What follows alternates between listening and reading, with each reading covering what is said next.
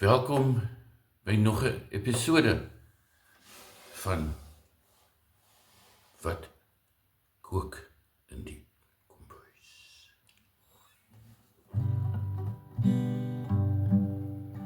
Koffie en woorde.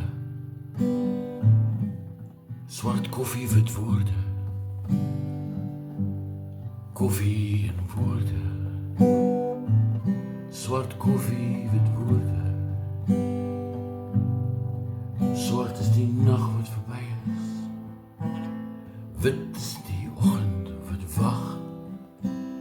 Goud is die dagbreek en rooi is die wond van my pyn. Blou is die lig, hier agter my woorde gordyn. Koffie en pyn. Koffie en woorde.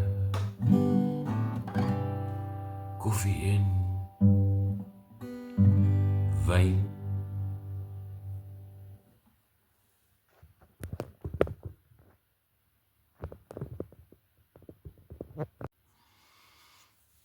Ja, so hierdie insetsel is 'n paar dae laat. Ek is jammer, gewoonlik lewer ek dit teen die eind van 'n maand.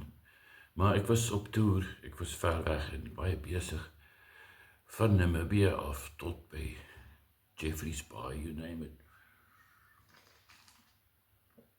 So, tog het ek tyd gekry om te lees. En dit wil baie kortliks. Ek is nie in hierdie episode lus om sodanig resensies te lewer van boeke wat ek gelees het nie, maar eerder 'n lusmakertjie of twee.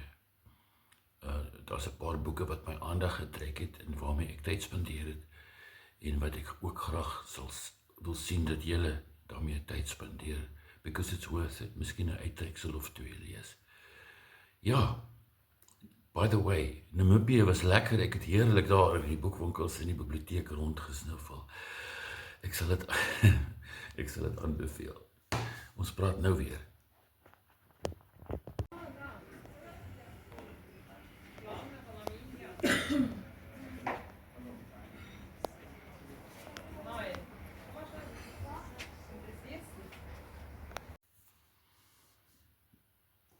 Today, the deep differences between Palestinian and Israeli narratives lead many to conclude that it is too difficult to understand how it all began, why the tension continues unabated, and how it can be resolved. Ja, ons lewe in gevaarlike tye. Sopas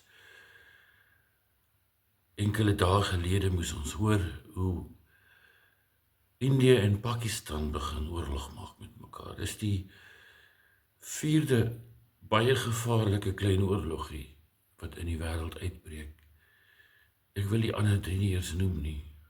Obviously, een van die ergstes is die Israeli-Palestinië konflik, waaroor Naledi hierdie wonderlike boek redelik onlangs uitgebring het, 21 Voices deur Martie Momberg. 'n Reeks in diepte gesprekke met gewone mense wat betrokke is op een of ander manier by hierdie konflik. Dis nie 'n in diepte analise van die situasie nie, dis eerder dit word eerder 'n menslike benadering. As jy hierdie boek lees, kry jy 'n gevoel vir wat daardie mense ervaar, hoekom hulle dit ervaar, hoewel ons sal seker nooit werklik die hoekom verstaan van iets so tragies soos hierdie donderse oorlog nie. Ja, 21 Voices, Martie Momberg, why the Palestinian struggle is a global matter.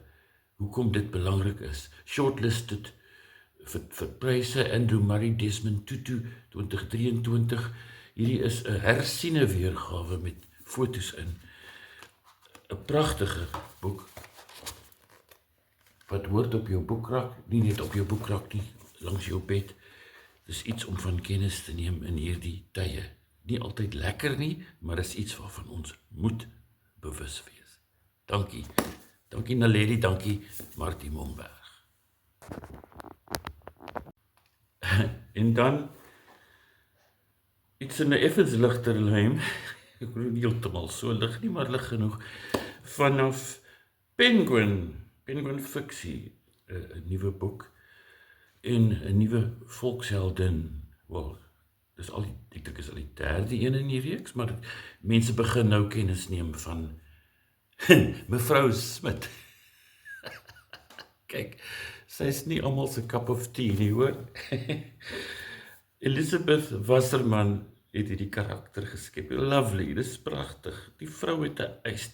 Mevrou Smit het 'n troeteldier, dit is nie 'n hond of 'n kat of 'n papegaai of 'n parakiet, dis 'n dommerse eystervark. Nou wat meer, dit is, nou weet jy mos nou hier is iets eksentrieks aan die gang. Mevrou Smit se reëls vir goeie gedrag. Mevrou Smit is 'n tipe van 'n amateur speurder. Ag, dit is so 'n lekker storie. Dat ek sien ander romans, die eerste boek in die reeks was Die Fantastiese Mevrou Smit, en toe Die 9 Lewens van Mevrou Smit, en dan nou uiteindelik, soos ek gesê het, Mevrou Smit reëls vir goeie gedrag. Ek weet nie hoekom ek nie kan ophou lag nie, dit is vir my net so oulik dat mense, kyk, daar was in die ou tyd die Trompie reeks en die Jasper reeks, ons het almal met die boeke groot geword. Dit is lekker dat mense nou weer reekse begin met 'n hoofkarakter. Dit is lekker ontspanningsleesstof, dit skep kontinuïteit, dit is goed vir die taal, dit is goed vir die leserspubliek, dit help boeke verkoop, en boeke wat verkoop is nie 'n slegte ding nie, die taal moet groei, en hierdie boek is heerlik geskryf. As ek miskien een punt van kritiek teen mevrou Smit mag opbring, ek het in die eerste paar hoofstukke besef, daar is te veel karakters vir my om in te neem. 'n sweeterjoel mense om te leer ken. Nou, ek vermoed, die rede is dalk nie die skrywer se skuld nie. Ek vermoed dat as jy die eerste 2 boeke gelees het in die reeks, dat jy teen die 3de boek ken jy waarskynlik al meeste van die karakters, en as jy dan die 3de boek lees, sal dit nie so traumaties wees om skielik hierdie klomp mense van niets af te leer ken nie. So dit is dalk maar net 'n kwessie van logistiek.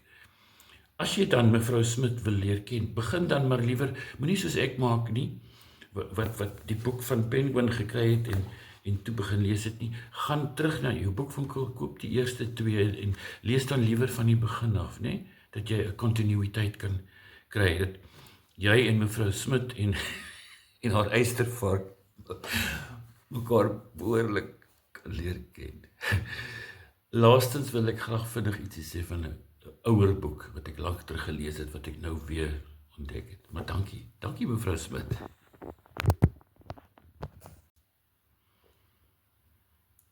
As ek nou hierdie agterflap lees, sal julle dalk die titel van die boek onthou. Die skrywer is Cormac McCarthy. Hy het baie boeke geskryf. Hierdie is 'n spesifieke boek van hom, 'n classic boek, wat ek nou vir die 3de keer gelees het. A father and his young son walk alone through burned America. Nothing moves in the ravaged landscape, save the ash on the wind. Their destination is the coast, although they don't know what, if anything, awaits them there. Wat 'n classic verhaal. Hierdie tel onder een van die heel grootes. Ek het so bly ek het die boek weer raak gevat verlede maand. The Road. 'n briljante boek, 'n distopiese boek, 'n onthutsende boek. 'n boek wat gestroop is tot die essensie, 'n boek wat 'n mens na jare weer kan lees en weer en weer en weer. Uitgegee deur Picador, hierdie uitgawe. Dis 'n belangrike boek in hierdie tye, soos ek gesê het, ons lewe in gevaarlike tye. Hierdie soort scenario kan waar word in ons leeftyd. Dis skrikwekkend om daaraan te dink. Ons moet daarvan kennis neem. Dis al wat ek te sê het. Dit is die enigste boeke waarby ek stil gestaan het in hierdie maand. Ons gesels weer einde Mei.